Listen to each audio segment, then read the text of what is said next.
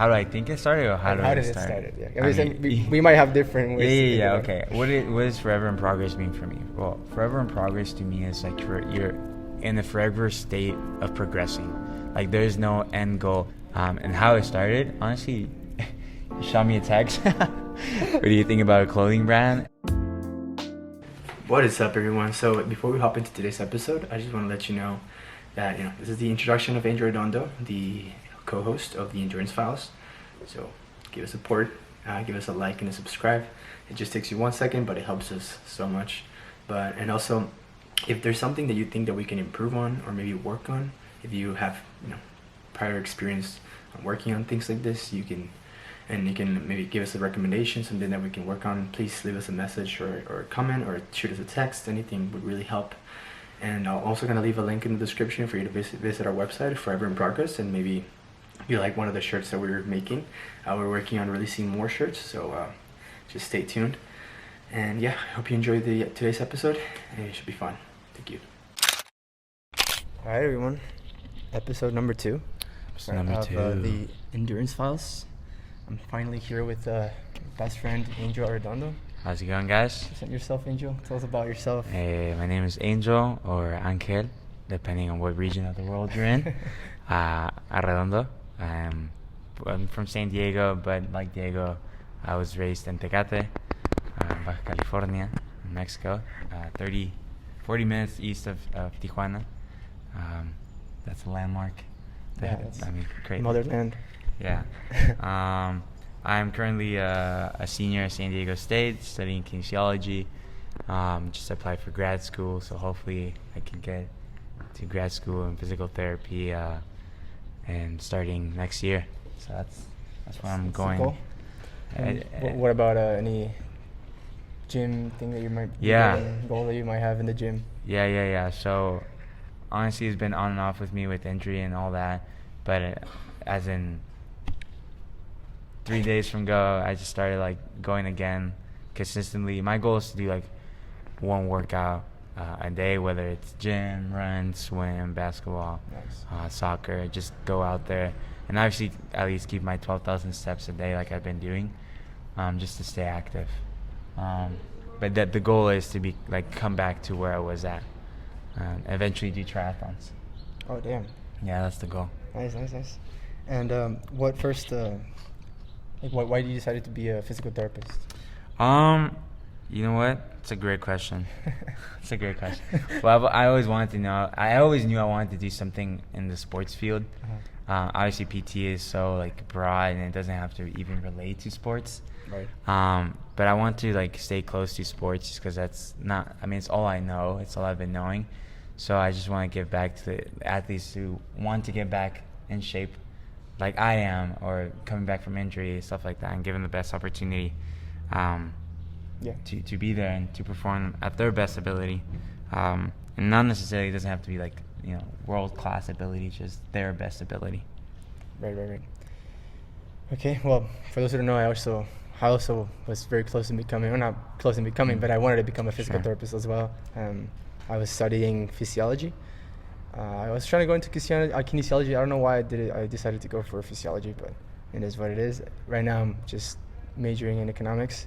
I don't know how you say it, but economics. But yeah, my goal is to become a financial advisor. A finance bro. A finance bro, that's correct.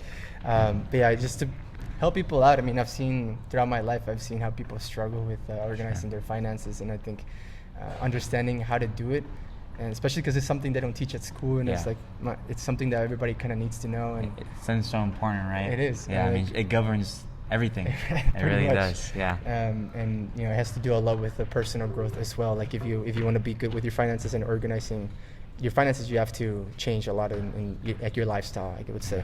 And it connects, I guess, with the whole idea that we're about to discuss right now about Forever in Progress and stuff.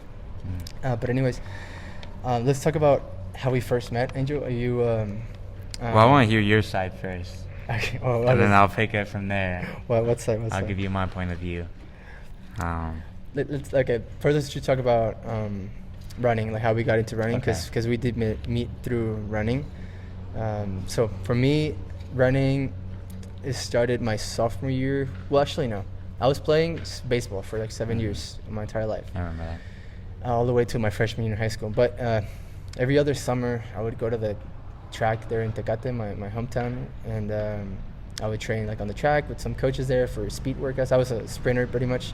I never took it seriously, but I started running, I would say, around 13, 14 years old, never serious, until my sophomore year in high school, when I decided to just completely drop out of baseball. I never really liked it. I liked playing it, but watching it and training, I would say it wasn't really my sport. My dad loved baseball, so he would just take me to practices and stuff. But my sophomore year, he was like, "Well, you should be doing something active and not just be sitting around at home doing nothing." So I thought about it for a while, and then I decided to give running a try. I remember during baseball practice, I would see just kids running around in the track, and I'm like, they seem so happy and healthy, and I just want to be part of them. Yeah. And yeah, just one day, my P teacher, P coach, was also the cross country coach. And Status. Coach Status is a Yeah, legend Coach Status. at our Steel Cane High School here in Rancho San Diego. Yeah. And he told me I ran my first mile ever. It was like a 5:20, and then he's like, I was coming out of baseball, no training at all, and coach was like, you're gonna be running for me next year, and I think that really stuck with me, and that's why I decided to start running my sophomore year, and that's where I met Angel. But Yeah. So yeah, I remember at least that last part of the story, you transitioning yeah. and coming back to the motherland, their mother sport. Yeah. Yeah, my running story is a little different. I played soccer my whole life. I was a goalkeeper and defender, but I was just always a nervous kid. I hated having the ball just because I hated to mess up or I didn't want to let anyone down. So I got super nervous, and then I went to something more individual where I didn't have to rely on the team, and I played tennis, and I was pretty good at tennis. I just was too angry. I was too angry of a kid.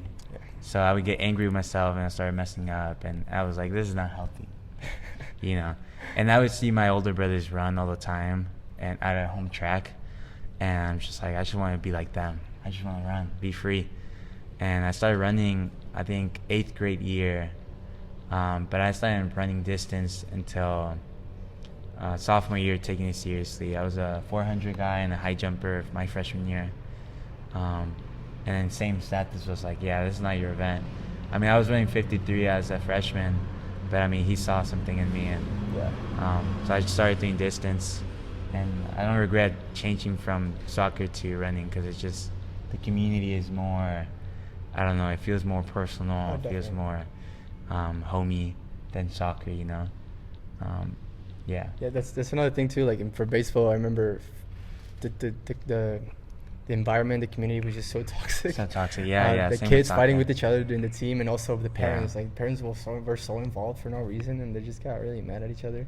Yeah. And I didn't like that at all. It was just a really toxic environment, and running is just completely different. I think everyone understands that. Everyone's so supportive. Exactly, because they understand sure. the work Like that it requires yeah. for you to at least PR. You're not required to win a race for it to be satisfactory. Yeah, like anyone in soccer can learn a trick, Yeah, exactly. but not anyone in running can go, I don't know, sub 440. Yeah, and I think that's where I realized my love for endurance sports, because it just, the amount of time and effort that you put into it equals to the success you'll have in the sport. And so yeah, that's awesome.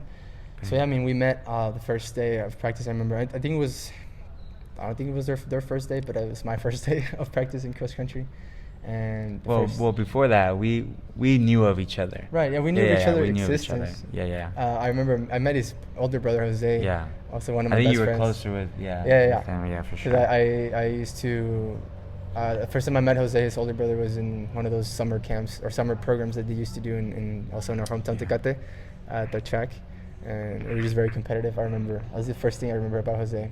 And then he's pretty cool. in high school, freshman year, we talked a little bit, but it wasn't until my sophomore year that I met Angel, like officially, I would say, like actually talking to him for the first time. Yeah. And the first thing he said to me was like, "You finally decided to practice a real sport or something." Yeah. Well, here's a fun fact. When you came, because you were a catcher.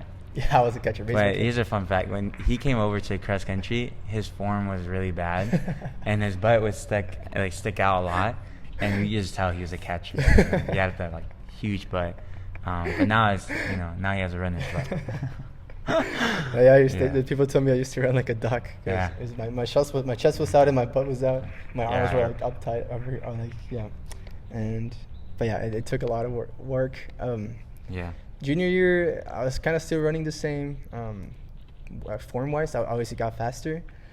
Andrew and I were just practicing. Team was awesome. I remember loving it. My first goal is to be top 7 in the teams, because the top 7 would go to San Francisco to Yeah. race. I remember. And that was just an amazing trip. I think I went twice, my sophomore year and junior year. Yeah. Senior year got canceled Stanford because and COVID. then Half Moon Bay.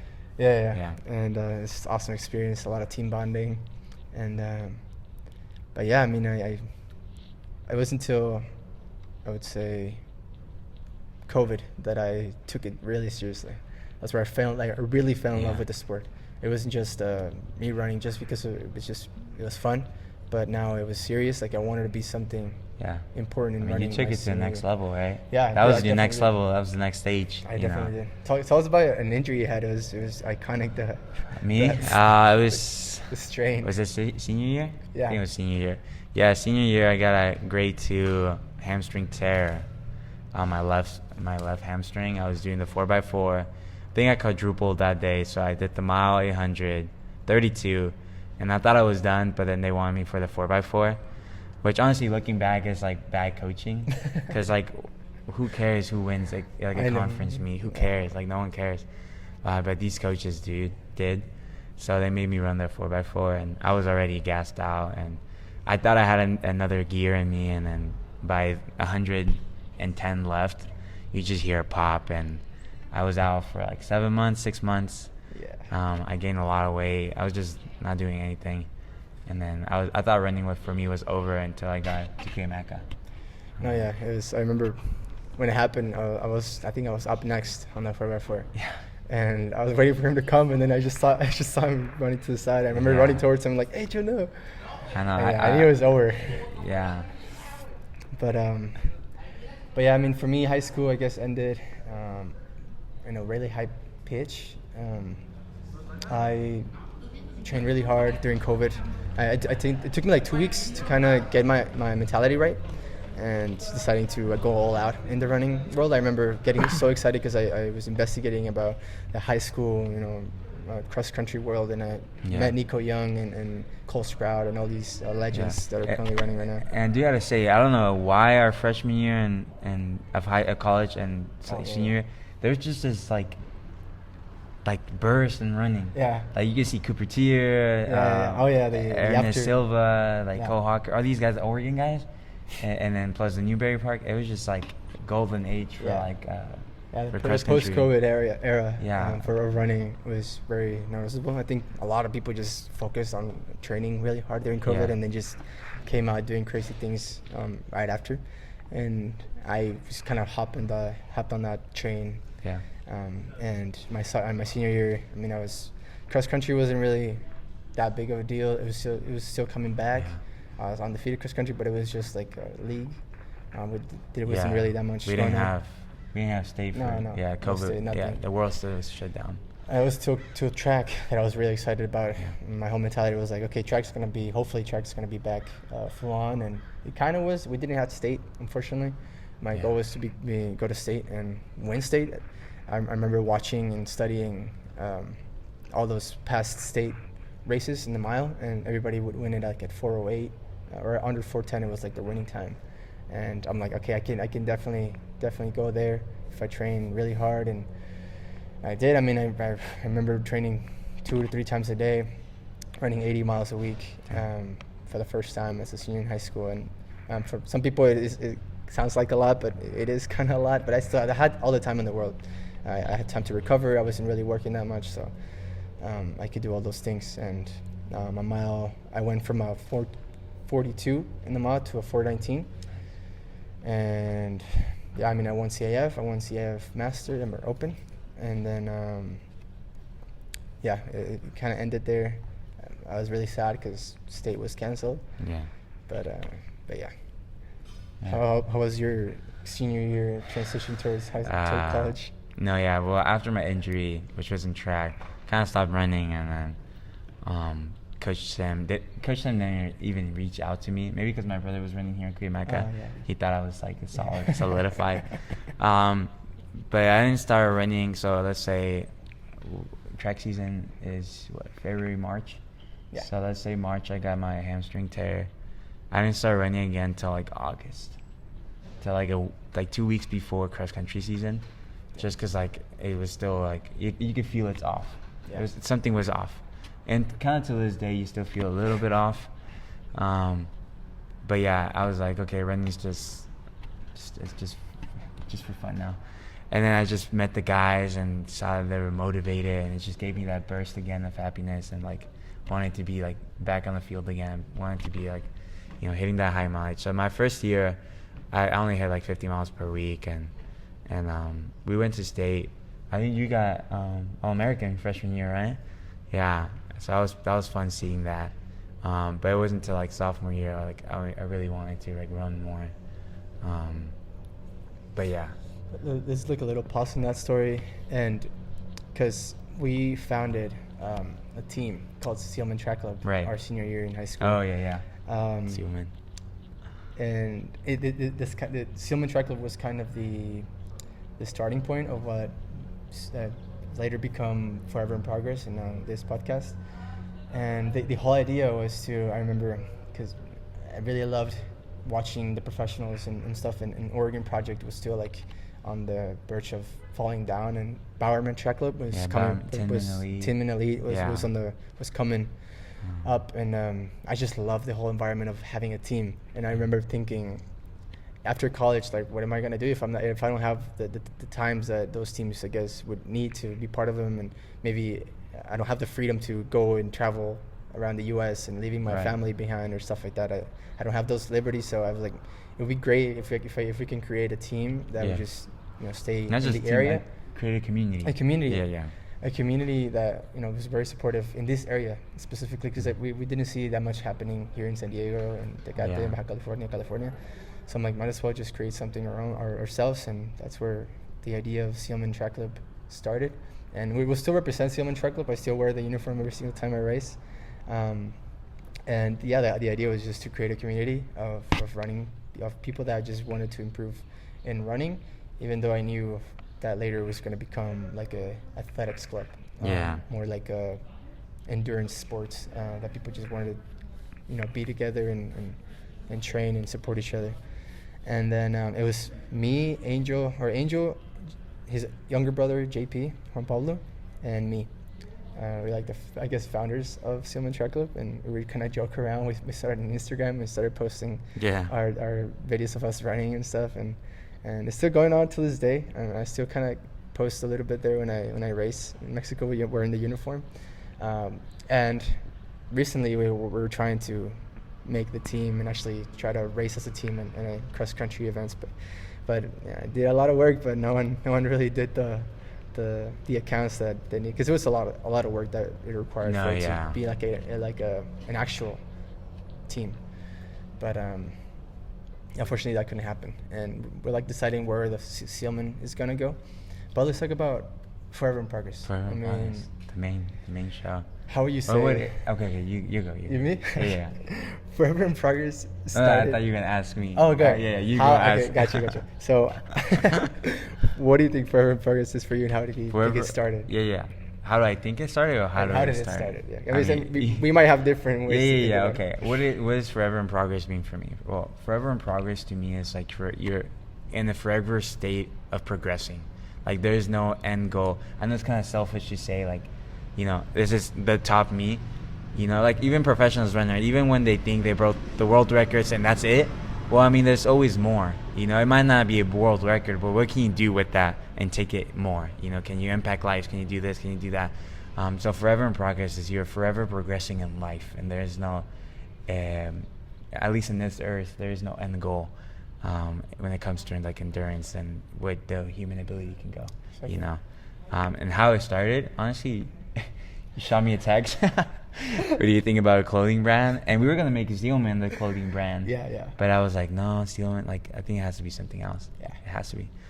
So I think that's how it started. Yeah, it At did. least from my point of view. Yeah, out of the blue. No, yeah, I mean, because the whole idea was to make Sealman, like we said, like a community and like an actual big thing. But I think it was just better to just focus on the team, because it wasn't just me, Angel, and JP running it. It was the whole team.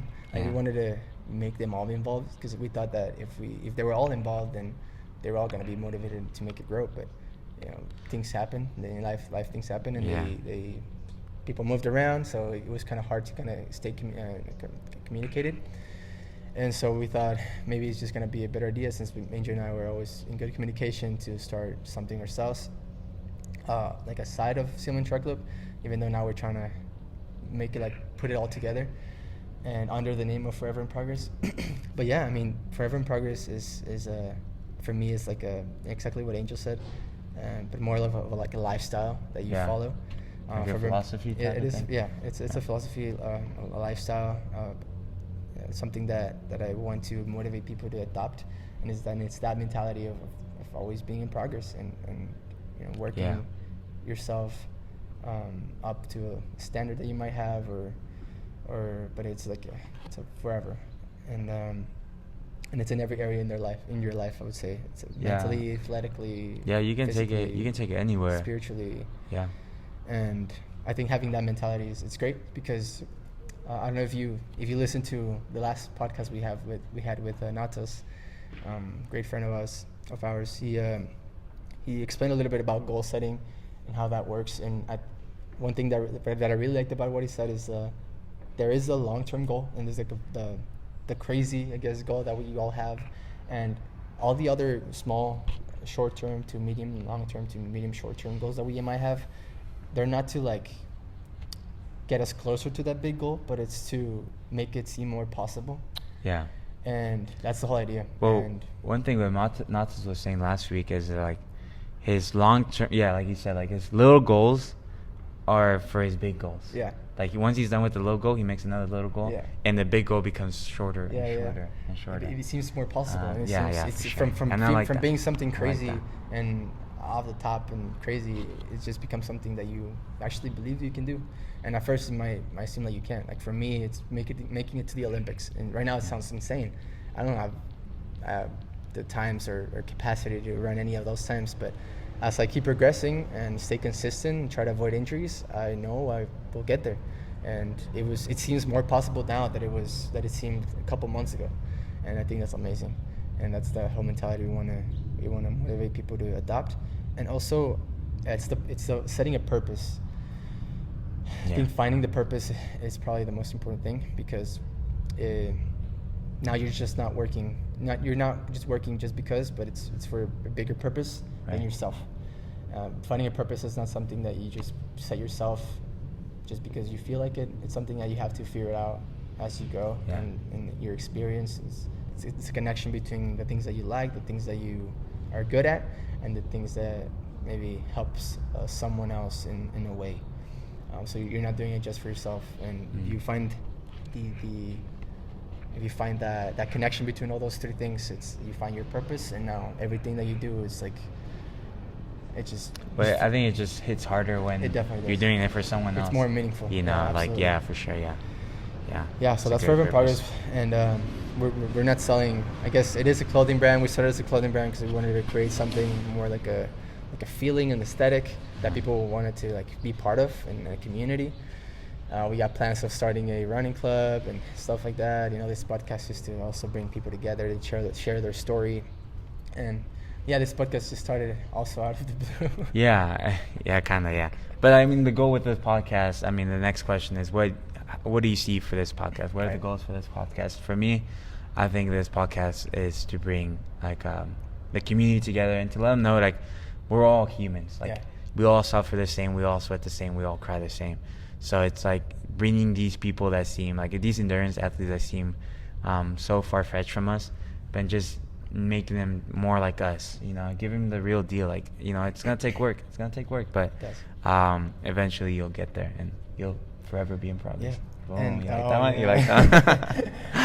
No, yeah, I mean, in Forever in Progress, we're like, okay, well, what's gonna be our niche, and niche. Is that it? I don't. I don't know, I but don't you know know what what that I'm talking means.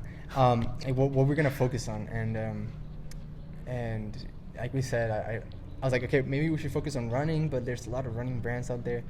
Maybe do something a bit different. And I really love endurance-based sports. Those are like my thing to go. I watch cycling, swimming, triathlons, running, ultra marathons. I like watching even the UFC. I would consider to be an endurance sport. You have to endure and be tough and find a way out and adapt really, really, really quickly. And it's a mental game more than it's a physical game.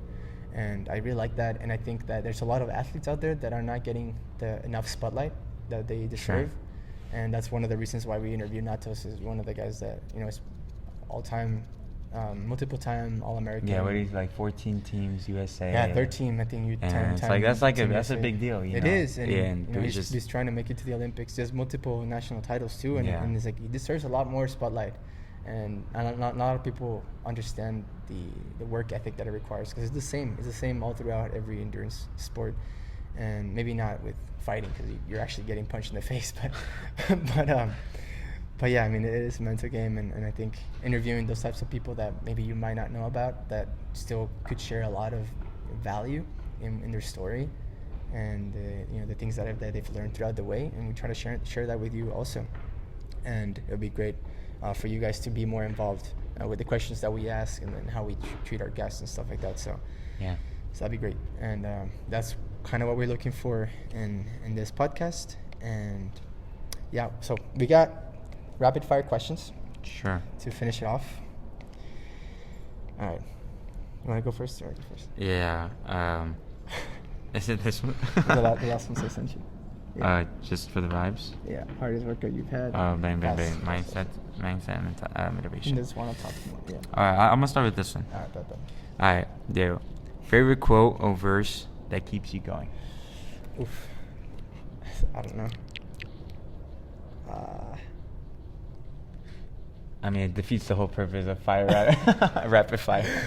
I know, it's like I gotta think about it real quick. Forever in Progress, honestly. I don't know, man. Quote. I know I have a lot of them. I just can't think of them in the moment, unfortunately.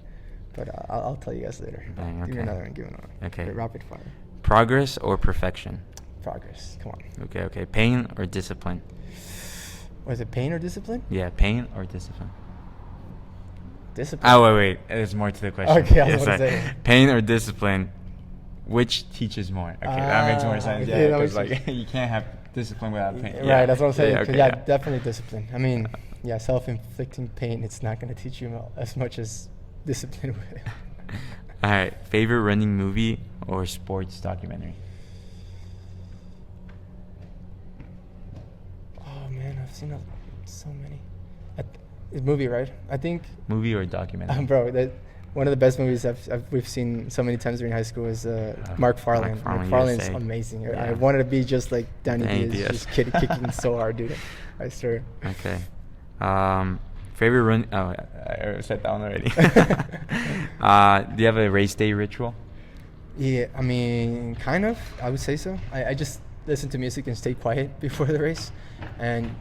I would say I touch the ground. I usually on the starting line I would go down, touch the ground, and do a quick prayer, and that's pretty much what I do every single time that I'm just really nervous and need to kind of relax a bit. Yeah, this one's gonna be good. Hardest workout you've ever done? Oh man, that's a good one. In high school, training. Oh really? Training for the CIF mile. Aaron, my coach at the time, he made me do. It was called Infinite 30s. Where we had to run 30-minute, the 30-second 200, and then 30-second rest, 30-second 200, 30-second rest until you died, pretty much, until you couldn't do it anymore. And I remember it was so hot, and I just died. Yeah. All right, your turn. Morning or night training? Morning. Yeah. Okay. I feel like if I train at night, it's just you're tired already. Pretty much. Yeah. Gym or long run? Oof. Right now, gym. Right now, gym. But long run is like 3 miles. Yeah, I know. Right now, gym. Before I used to really enjoy long runs. and I hated the gym, but now I'm like gym. But I'm gonna transition a little bit over. So gym. And sorry, the video just died, but it is what it is. We had a 30-minute mark. So we hit 30 already. Yeah, we kind of. Okay, last question. This is the last question to finish it off. I'm sorry about the video, but you guys saw us already. Yeah, you guys are seriously. Last one. Favorite shoe brand right now? Adidas. Is it fourth brand? Yeah, favorite shoe brand. Adidas. Shoe brand Adidas. Yeah. Clothing brand Adidas. Nice. Underwear brand Not Adidas. Forever and Progress. That's crazy. Oh, we don't have an underwear yet. All right, guys. Well, that's it. Right. Thank you so much for giving us your time. I hope you guys got to know us a little bit better. You're gonna see a lot more of us coming soon, I would say. And you just gotta be the co-host. I'll make sure he's here every time we interview someone else. Yeah, for sure. And I have more free time now. Yeah. Well, thank you so much. Appreciate it. And I hope you liked it. Hope it was a bit informative, I guess, for you to see where we're kind of going. And Thank you guys. Stay pending for the new drops. Yeah, absolutely. And have a good winter art training. Oh, I like that one.